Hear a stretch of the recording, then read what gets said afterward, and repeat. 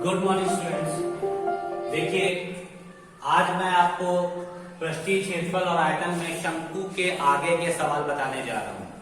तो देखिए, ये सवाल कुछ इंपॉर्टेंट सम्स है, तो इसको ध्यान से देखिएगा। कह रहा है कि एक ठोस धातु के शंकु को पिघलाकर एक बेलन बनाया गया। कोई शंकु होगा, उसको पिघलाया गया है, उससे एक बेलन बनाया गया। यदि बेलन की ऊंचाई 5 सेंटीमीटर हो तो शंकु की ऊंचाई ज्ञात कीजिए। ठीक है, तो याद रखिए, इसमें कुछ इंपॉर्टेंट चीज है। एक तो उसी त्रिज्या लिखा है, इसका मतलब जितनी त्रिज्या शंकु की थी उतनी ही त्रिज्या बेलन की थी।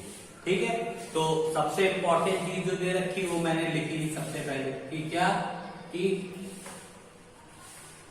शंकु की त्रिज्या बराबर बेलन की त्रिज्या। ठीक है, आप देखिए, शंकु था, ये एक शंकु है, ये देखिए, इसकी ऊंचाई h और ये त्रिज्या r है। ये हमने क्या ले ली, r, और इसको जब पिघलाया गया तो ये एक बेलन बनाया। ये देखिए, इसको पिघलाने पर ये हमारा बेलन बना। हमको कह रहा था वो उसी त्रिज्या, मतलब जो शंकु की त्रिज्या है वही बेलन की त्रिज्या है। तो शंकु की त्रिज्या r है, तो बेलन की त्रिज्या भी हम क्या ले लेंगे, r। चाहे नीचे वाले वृत्त की त्रिज्या ले लें, चाहे ऊपर वाले वृत्त की त्रिज्या ले लें, दोनों ही r। बेलन की ऊंचाई 5 सेंटीमीटर है। ये जो ऊंचाई दे रखी है बेलन की हमारी, ये दे रखी है कितनी, 5 सेंटीमीटर।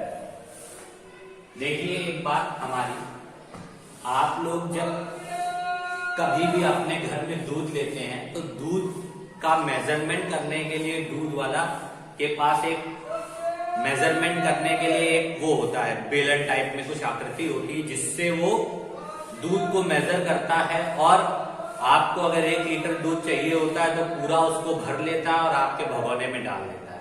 तो जितना उस जो दूध वाले के जो मेजरमेंट का जो औजार होता है, या मेजरमेंट का जो यंत्र होता है, या मेजरमेंट करने का जो बेलन होता है, उस पे जितना दूध भरा होता है वो उतना ही दूध भगोने में पलटा देता है।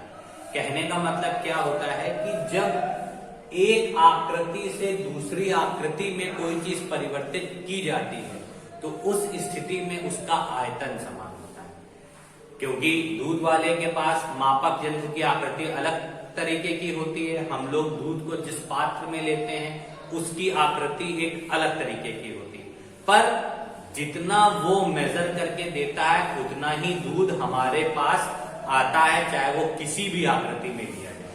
तो जब इसको पिघलाकर ये बनाया जा रहा है तो इस कंडीशन का मतलब क्या होता है कि जो मेरे शंकु का आयतन होगा वही मेरे बेलन का आयतन होगा। ठीक, तो हम यहां लिख सकते हैं कि शंकु का आयतन बराबर बेलन का आयतन।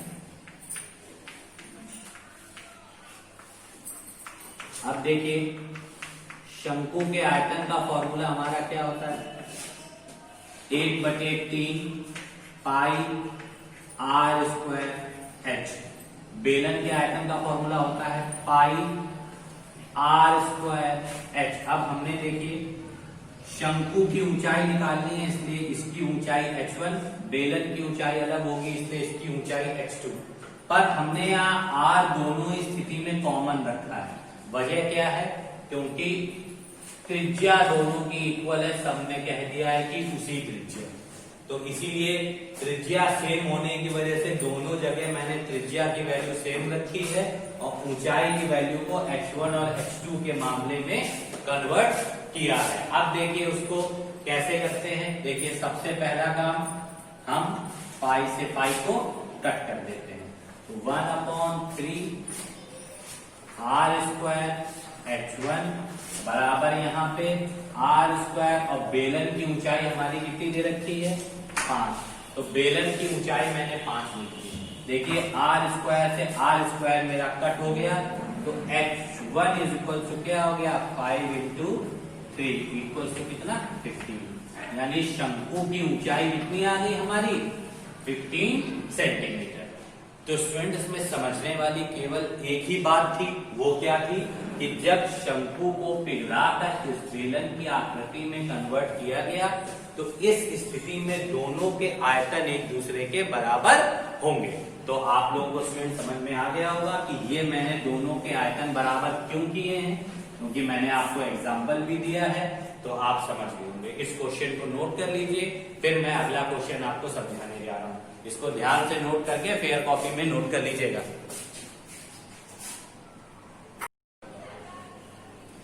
देखिए स्टूडेंट, दूसरा क्वेश्चन है आपका कि एक शंक्वाकार तंबू 10 मीटर ऊंचा है, उसके आधार की त्रिज्या 24 और है तथा तंबू की हमें तिर्यक ऊंचाई निकालनी है। देखिए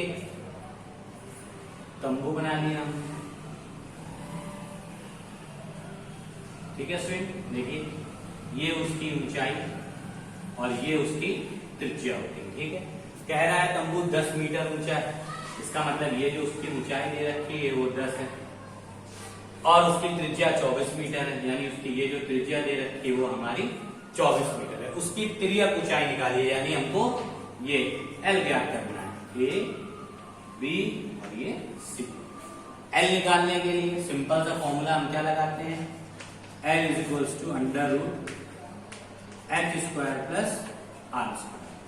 देखिए h की वैल्यू हमारी क्या है 10 और r की वैल्यू हमारी क्या है 24।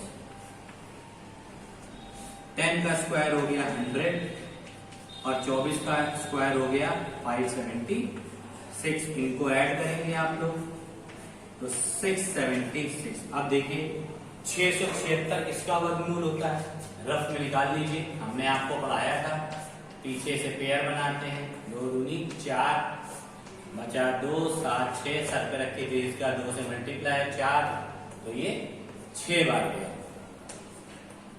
कट, तो आंसर क्या आ गया 26। देखिए इसका ये मैंने स्क्वायर रूट निकाल के दिया, वो आ गया मेरा 26। यानी तिर्यक ऊंचाई तो हमारी कितनी निकल के आ गई 26। ये काम तो खत्म। अब कैनवास पे लगे कैनवास का क्षेत्रफल निकालना है, ठीक है।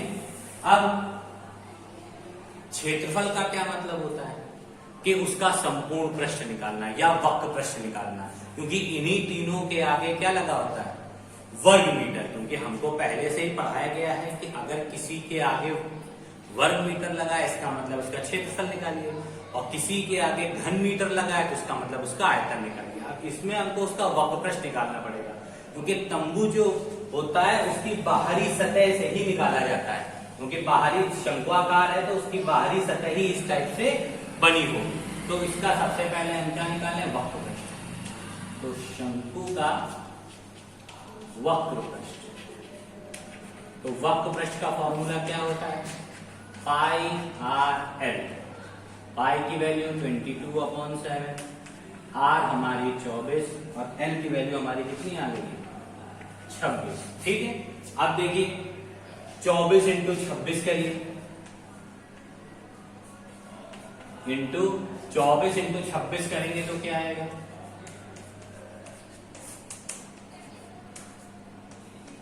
144। 624। अब देखिए कटता है कि नहीं कटता है, तो सब इसमें डिवाइड करेंगे, तो रफ में डिवाइड करके देख लीजिए।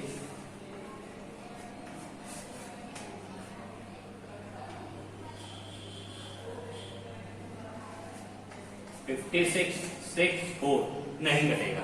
जब नहीं कटेगा तो हम इसको क्या कर देते हैं, इसको पाई के फॉर्म में ही लिख देते हैं, यानी 624 पाई। तो ये हमारा वक्र पृष्ठ आ गया, और आगे क्या लगा देते हैं हम लोग वर्ग अब देखिए आप लोग कहेंगे पाई कैसे आ गया, क्योंकि 22/7 को हमने वापस पाई लिख दिया, क्योंकि हमको पता चल गया ये आपस में कटेगा नहीं, डेसिमल डिजिट बड़ी हो जाएगी, तो आप लोग पाई के फॉर्म में भी इसका आंसर लिख सकते हैं। अब इसके बाद खर्च निकालना है प्रति वर्ग मीटर। जब कभी भी खर्च होता है तो जो हमारा क्षेत्रफल निकलता है उसमें हम खर्च का गुणा करते हैं, तो खर्च निकाल लीजिए। खर्च हमारा क्या आएगा, 624 पाई इंटू 80, 0, 8 4 जा 32, कैरी 3, 8 2 जा 16, 3 19, कैरी 1, 8 6 जा 48 एंड 149। क्या आ गया हमारा 49920 पाई। मल्टीप्लीकेशन चेक कर लीजिए, 8 4 जा 32, कैरी 3, 8 2 जा 16, 3 19, कैरी 1, 8 6 जा 48 एंड then 49। तो आपका आंसर आ गया 49920 पाई। आप इसमें पाई की वैल्यू रख के डिवाइड करके मल्टीप्लाई करके भी सम को निकाल सकते हैं, और ये भी करेंगे तो हमारा सही है, गलत नहीं है।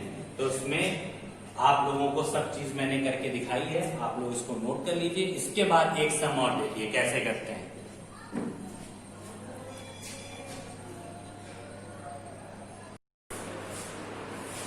देखिए स्टूडेंट, तीसरा क्वेश्चन है, एक समकोण त्रिभुज की भुजाएं 5, 12 और 13 सेंटीमीटर।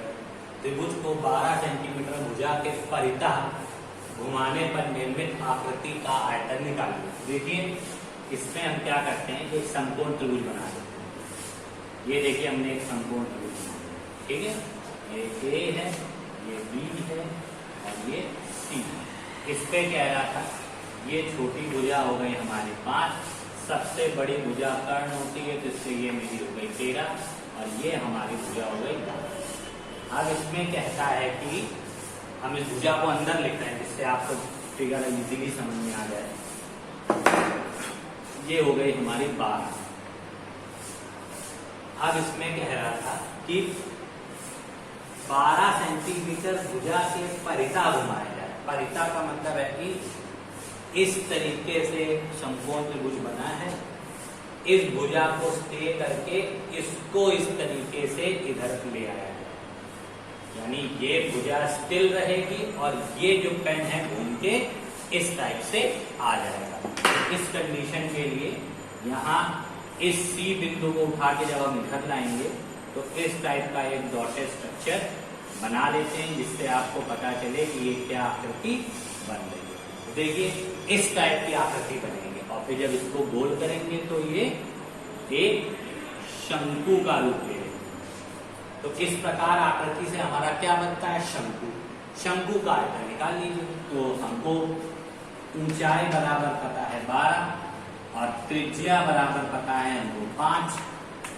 तो आयतन, तो लिखिए शंकु का आयतन, शंकु का आयतन फॉर्मूला क्या होता है बेटा शंकु के आयतन का, 1/3 पाई आर स्क्वायर एच। 1/3 ऐसे ही रहा, पाई की वैल्यू 22/7, आर की वैल्यू हमारी 5 का स्क्वायर और एच हमारी कितनी है 12। तो 1/3 इंटू 22/7 इंटू 25 इंटू 12, 3 1 जा 3, 3 4 जा 12, तो 22/7 इंटू 100। अब मल्टीप्लाई कर दीजिए, 2200/7 डिवाइड कर लीजिए, 7 से 2200, 7 3 जा 21, 10, 7 1 जा 7, 3 और फिर से 0, 7 4 जा 28, बचा 2, डेसिमल लगाया 0, 7 1 जा 7 2 जा 14, 6 0, 7 8 जा 56। तो बचा हमारा कितना 4। तो क्या आंसर आ गया हमारा 314.28। तो स्टूडेंट इसमें सबसे इंपॉर्टेंट था इसका फिगर समझना कि परिता का मतलब क्या होता है। परिता का मतलब होता है जिस भुजा का नाम दिया जाए उसको स्थिर रखा जाए, बाकी इस समकोण त्रिभुज को इस स्थिति से इस स्थिति में कन्वर्ट कर दिया। तो ये स्टूडेंट हमने आपको पूरा सम बता दिया। आज से आपका शंकु टॉपिक भी खत्म हो गया। अब आप लोग इस सारे सम्स को नोट कर लीजिए। फिर भी अगर शंकु में कोई सम आपको नहीं आएंगे तो हम फिर आपको बताएंगे। तब तक सम को नोट कर लीजिए और कुछ भी नहीं समझ में आए तो मैसेज या कॉल के थ्रू पूछिए। Thank you and have a nice day.